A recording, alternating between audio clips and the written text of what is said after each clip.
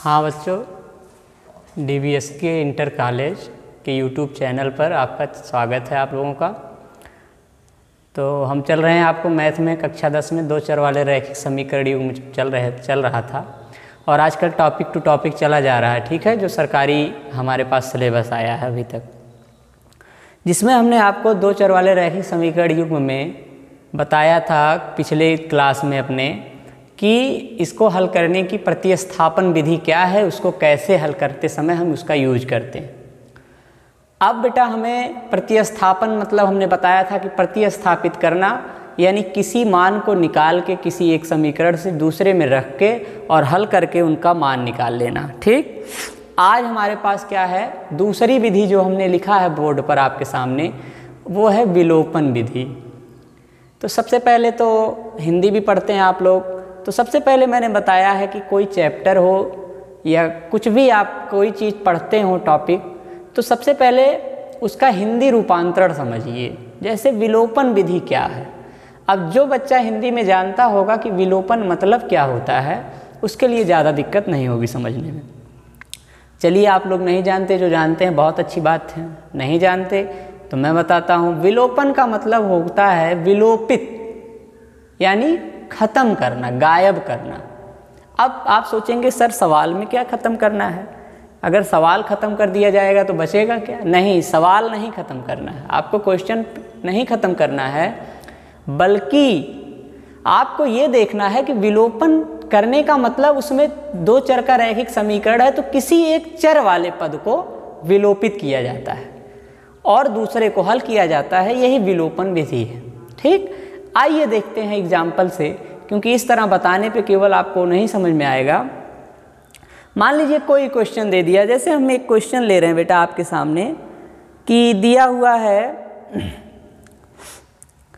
निम्नलिखित समीकरण युग्मों को हल कीजिए, है ना, दिया हुआ है कि निम्नलिखित समीकरण युग्मों को हल कीजिए, जिसमें पहला क्वेश्चन हम लिख रहे हैं और किसी विधि से हल करना है, जो हेडिंग पड़ गई है विलोपन विधि, उसी विधि से दिया है 2x + 3y, 2x + 3y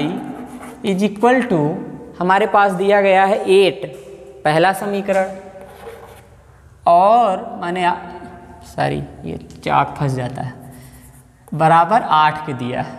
दूसरा समीकरण है 4x + 6y बराबर 7 के। यही हमारे पास दो इक्वेशन हैं, दो समीकरण हैं, इनको हल करना है। ठीक, अच्छा, हल करना है तो ध्यान देना है कि क्या करके, विलोपन विधि से। ठीक, अब आइए देखते हैं प्रतिस्थापन में क्या था, फिर हम आपको एक बार रिवाइज करा दे रहे हैं जब आए हैं इसी में, कि एक किसी समीकरण से किसी चर का मान निकाल लेते थे, चाहे x का चाहे y का, दूसरे में रख देते थे उसका और उसके बाद हल कर देते थे, तो हमें दोनों चरों का x और y का मान आ जाता था। आज क्या करना है, विलोपित करना है, मतलब गायब करना है। किसको? चर वाले किसी एक पद को, है ना। दोनों समीकरणों का हल लेके, अगर मान लीजिए ये पहला समीकरण है, ये दूसरा समीकरण है, अब गायब ऐसे तो होगा नहीं, इसका मतलब हमें कुछ प्रोसेस करना है मैथमेटिकल। वो मैथमेटिकल प्रोसेस क्या है, ठीक, यही जानना है। तो बहुत ध्यान से देखिएगा बेटा, कभी भी आपको विलोपित करने से पहले एक काम करना होगा, या तो y वाले गुणांकों को दोनों समीकरणों के, या x के दोनों गुणांकों को, ध्यान से सुनिए क्या कहा मैंने, या तो y के दोनों समीकरण में जो गुणांक हैं यानी 3 और 6, इन दोनों के गुणांकों को, या x के गुणांक यानी 2 और 4 है, इन दोनों में से चाहे x के चाहे y के गुणांकों को किसी प्रकार से एक जैसा करना है। एक जैसा का मतलब समान, बराबर करना है, यानी कि अगर y के गुणांक को हम बराबर करें तो जो अंक यहाँ रहे वही अंक यहाँ रहे। ठीक, अगर x के गुणांक को बराबर करेंगे तो जो अंक यहाँ रहे वही यहाँ रहे। बहुत ध्यान से सुनिएगा आप इस चीज़ को, ठीक है। अब उसके लिए क्या करते हैं, ध्यान दीजिए, हम y के गुणांक को बराबर करना चाह रहे हैं, तो देखिए कैसे करते हैं। समीकरण 1 में अगर 6 से गुणा कर दें, 6 से तथा समीकरण 2 में 3 से गुणा करने पर आइए देखते हैं बेटा होता क्या है। तो आप देखेंगे कि समीकरण 1 में 6 से गुणा हो रहा है। किससे? 6 से। चलिए समीकरण 1 में 6 से गुणा करने का मतलब केवल इसमें मत करिएगा, पूरे समीकरण में। तो हमारे पास क्या मिल जाएगा? चलिए 6 दूनी 12x, 6 त्रिक 18y बराबर 6 अठी 48। ध्यान दीजिएगा। फिर 2 में किससे करना है? 3 से करना है। तो देखिए 3 का 4 में 12x और 3 का 6 में तो हो जाएगा धन करके 18y और बराबर 3 सते 21। 1 मिनट। हाँ तो आइए बेटा क्या किया हमने y के। अब आप ये देखिए, ये विडंबना की बात है, ये क्वेश्चन ऐसा मिल गया कि जिसमें कुछ अलग ही हो गया, जो हम सोच रहे थे वो नहीं हुआ। आप देखेंगे, अब लिखेंगे समीकरण नंबर, इसको 3 कर लीजिए और इसको कर लीजिए 4। ठीक, समीकरण 3 में से 4 को क्या कर दीजिए बेटा? घटा दीजिए। घटाने का मतलब होता है चिन्ह बदलना। चिन्ह बदल देंगे तो आपका यहाँ 18y से 18y, 12x से 12x और 48 में से 21 घटेगा तो 8 में से 1 गया 7 और 4 में से 2 गया 2। यहाँ बराबर बच गया 0 के, जो कि असंभव है। यह असंभव है, असंभव है। ठीक, ये क्वेश्चन हमारा सेट नहीं हुआ। ये गलत क्वेश्चन, मतलब यहीं से हमें मान ही नहीं मिला। नियम हमारा सही था। अब आपको देखिए, अगर ये नहीं हुआ तो आइए एग्जाम्पल नंबर 2 देखते हैं। अगर यहीं 0 आ गया बेटा तो ना x का मान निकला ना y का मान निकला, तो समीकरण तो असंभव है, हो ही गया। क्या 27 कभी 0 के बराबर हो सकता है? नहीं हो सकता। इसका मतलब इज नॉट इक्वल टू। तो ये क्वेश्चन कुछ अलग हो गया। आइए हम फिर से आपको दूसरा एग्जाम्पल लेते हैं और उसका देखते हैं मान निकालना। चलिए मान लीजिए दिया हुआ क्वेश्चन आपको है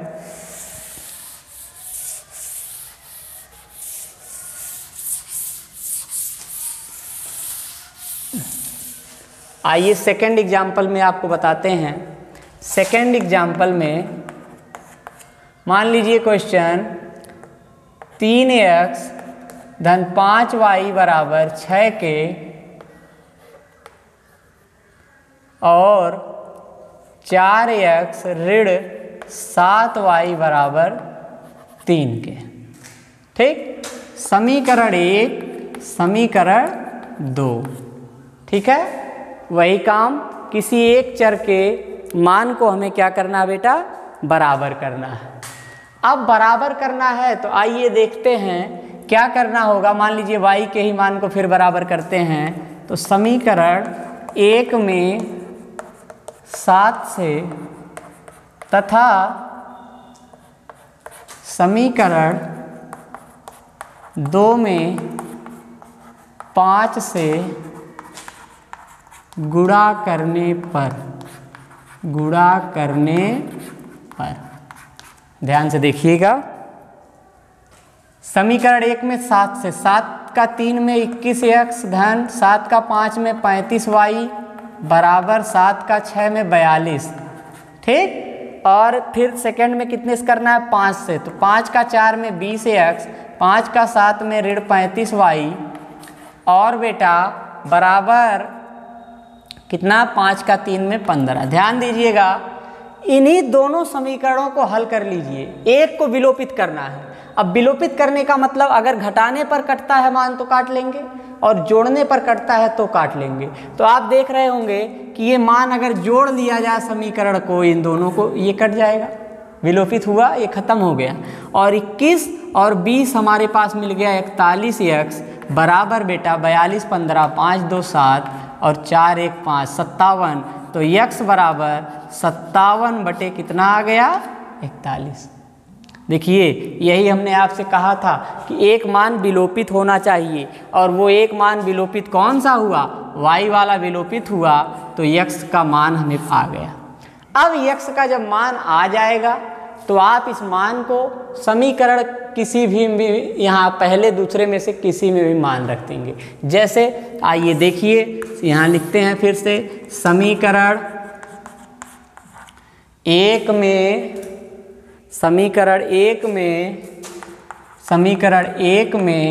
x का मान रखने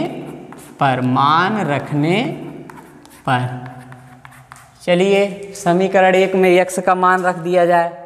एक में x का मान रखिए तो समीकरण एक क्या है, 3x धन 5y और बराबर आपका बेटा 6 के, है ना। अब इसमें x का मान रख लीजिए, तो x का मान मतलब हो जाएगा 3 गुणे 57/41 धन 5y बराबर 6 के ना, कटेगा है नहीं, गुणा कर लीजिए, 3 सत्ते 21, 3 पचे 15 2 17, 171/41 धन 5y बराबर 6 के। ये पक्षांतर करेंगे, 5y बराबर 6 ऋण 171/41, 5y बराबर 6 चौक 24 माइनस 171/41 घटा देंगे, 5y बराबर 6 में से 1 गया 5, 4 में से 14 में से 7 गया, यानी 17 3 20 4 बचेगा बटे 41, 5 से ये कटेगा 9 आएगा, यानी बेटा y बराबर 9 बटा क्या आ गया,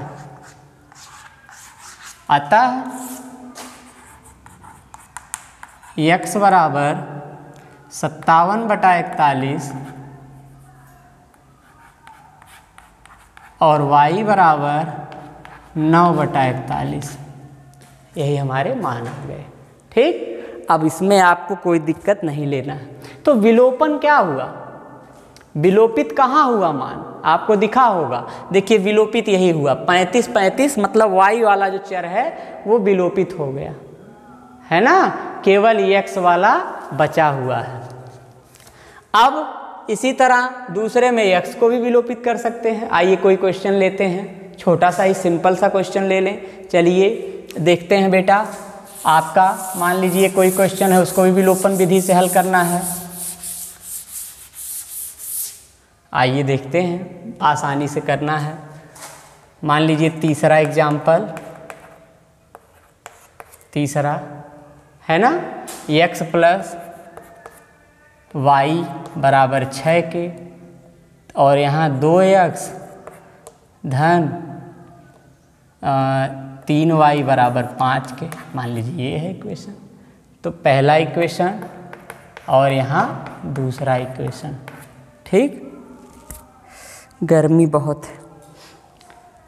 आइए देखते हैं बेटा इसका क्या करेंगे। फिर हम अब की बार हम आपसे क्या कह रहे हैं, x वाले का हम करना चाह रहे हैं। आइए लिखते हैं, समीकरण एक में 2 से, कितने से, 2 से, जो गुणांक है उसी से 2 से, तथा समीकरण 2 में समीकरण 2 में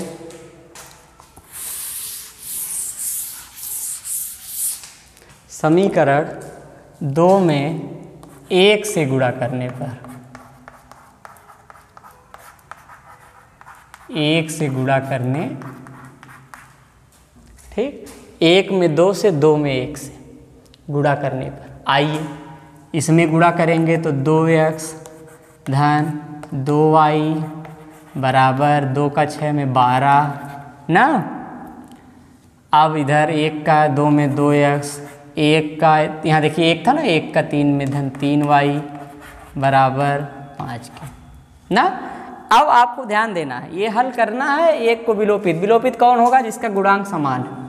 अब उसमें देखिए जोड़ लिए थे डायरेक्ट, माइनस था क्योंकि कट गया, यहाँ नहीं कट रहा तो घटा लिया जाए। और बीजगणितीय आपका जोड़ घटाना आपको आना चाहिए। चिन्ह परिवर्तन होता है घटाने समय, यहाँ धन था तो ऋण करेंगे, यहाँ धन यहाँ ऋण, यहाँ धन यहाँ ऋण, सब चिन्ह परिवर्तन। और इसी चिन्ह का यूज करेंगे। अब देखिए धन 2x ऋण 2x घट गया, यहाँ ऋण 3y धन 2y, ऋण 3y में से धन 2y घटा तो ऋण y 1 ऋण y बराबर ऋण 5 है, 12 धन में है, 12 में से 5 गया धन 7, तो y बराबर ऋण क्या आ गया बेटा 7 के आ गया, है ना। अब आइए देखते हैं फिर वही काम, समीकरण किसी में भी चाहे एक में चाहे दो में यही मान ले चल के हम रख देंगे। आइए लिखते हैं समीकरण एक में, समीकरण एक में y का मान रखने पर, मान रखने पर एक में रख लीजिए x धन y बराबर 6 के, यही है, इसी मान रखिए। तो x का मान कितना है पता है नहीं है, y का पता है, तो x धन ऋण 7 बराबर 6 के, यानी x ऋण 7 बराबर 6 के, यानी x बराबर 6 धन 7 के, यानी x बराबर, ठीक 13 में से 7 जाएगा 6, देखिए इक्वेशन हमारा मान सही है। तो x का मान क्या आया अतः 13, अतः x बराबर 13, y बराबर ऋण 7, ठीक। यही हमारा इक्वेशन सॉल्व करने का नियम बताता है हमको। अब इसी में क्वेश्चन और मिलते जाएंगे, आपको दिक्कत नहीं लेनी है, कोई भी क्वेश्चन हो सब लगभग उसी टाइप के हैं, ठीक। सिर्फ नियम आपको समझना है कि विलोपित करने का मतलब कैसे विलोपित किया जाता है और उसका मान कैसे लिया जाता है। तो मेहनत करिए घर पे आप लोग और पढ़ते रहिए रेगुलर। हम इसीलिए एक एक नियम ही केवल बता रहे हैं जिससे आपको खूब बढ़िया समझ में आ जाए। इसीलिए प्रतिस्थापन वाले में भी एक ही बताया, एक नियम मतलब उस दिन उस पे 2-3 क्वेश्चन आपको करके बताया।